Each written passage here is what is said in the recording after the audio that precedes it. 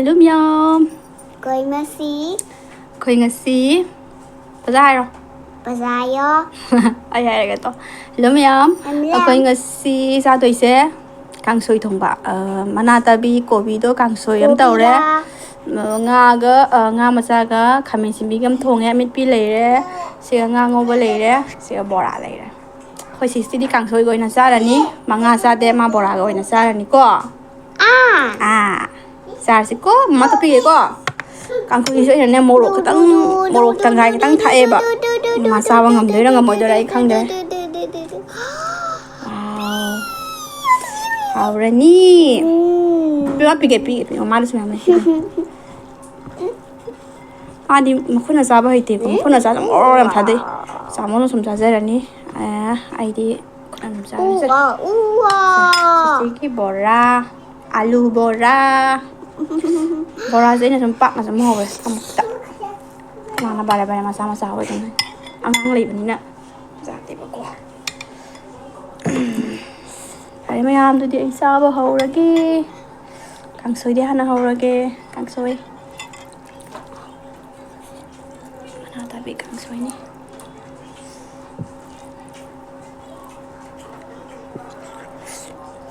kaya nga pakpa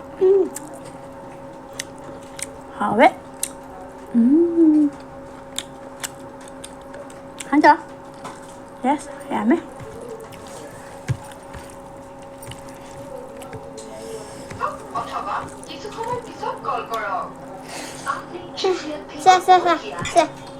Se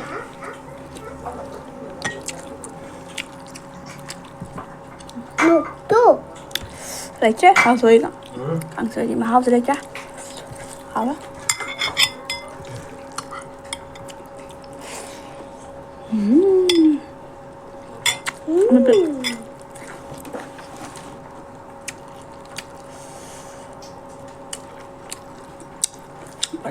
Aloo Bora ai will cook na suara ga bisa apa ga tawadan sempak sama hawa cái này kuku mà thấy kuku bị cái đâu vậy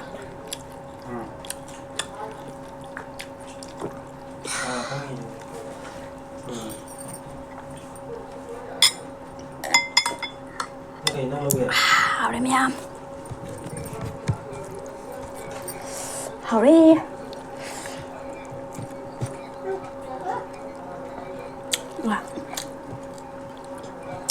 Ôi xin ngon thật đấy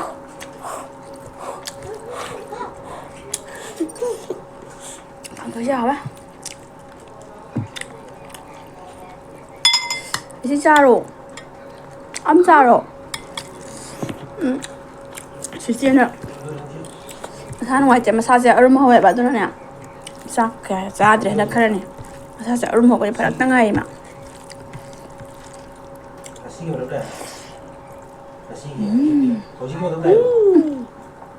bây giờ lúc kia rồi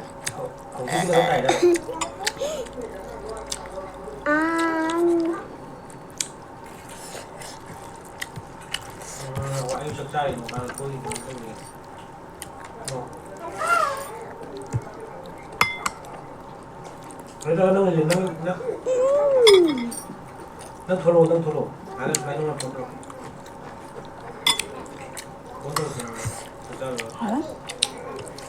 sao nó thô lô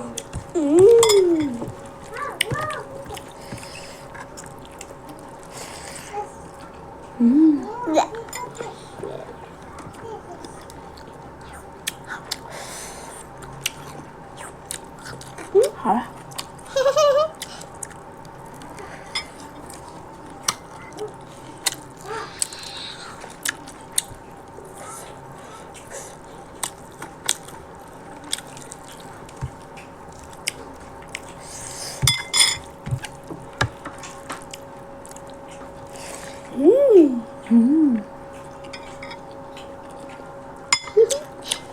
hả càng hồi chậm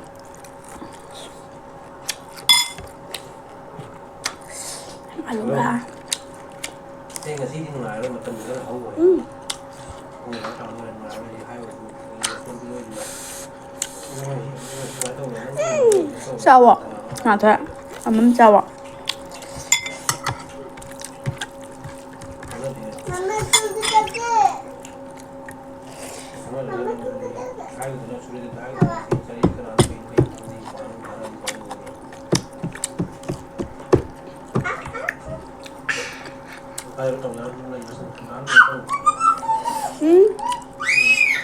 Không ra được mà nào.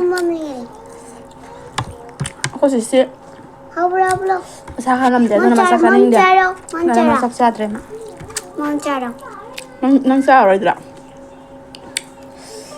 Nang đi sa rồi. Mancharo. Cái này kangsoi khó mà học cho kangsoi đó. Mancharo. Kangsoi đâu rồi. Hào yang cái kangsoi. Cái đấy kangsoi sa tập rồi.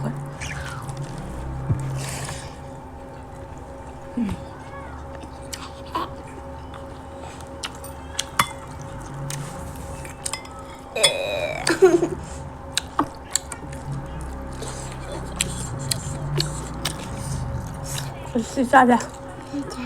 Sekarang dirai kan lah.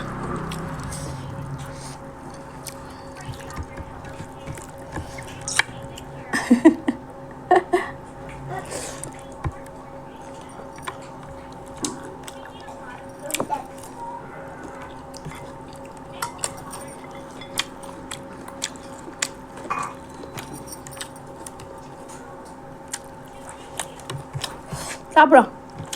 Sakit ang pera. Kangsoi 잡으려 nga to masangam de chadre. Mo pa chen ndara. Nga to mo si masarage.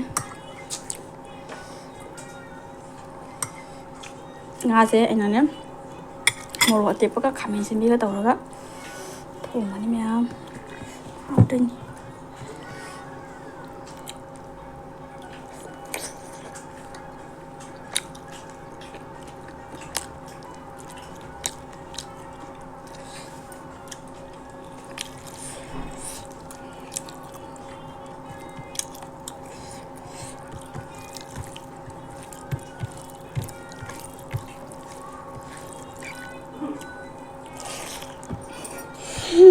Hawkhare2. Hawwe? Agak ada sana be.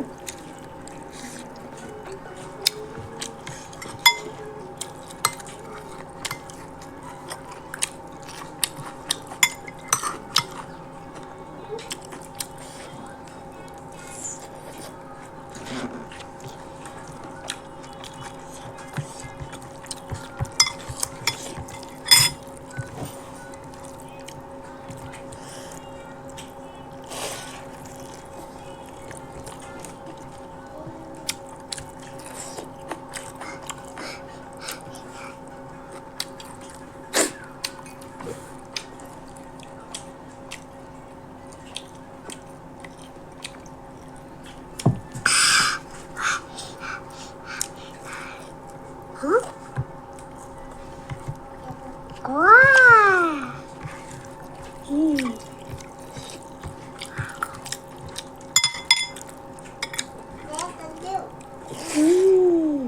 Wow. Hawwe. Ham sa tong mai jo hawwe.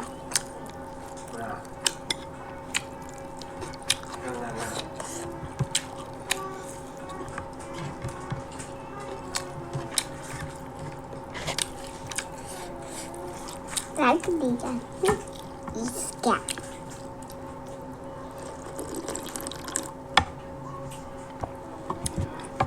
Ai đâu vậy các Con em cucu.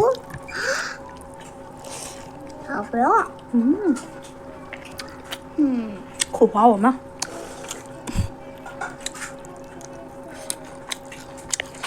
Bir bekar gider.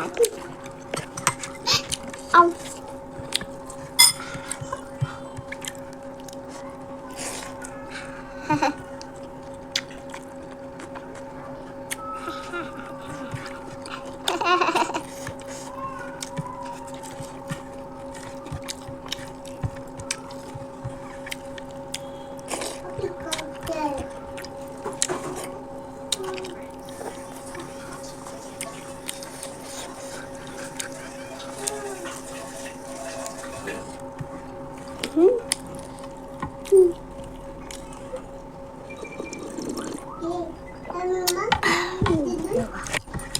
Sign. À bé.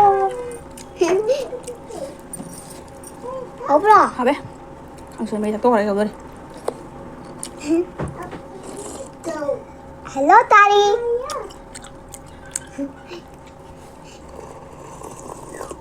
Huh? Ew.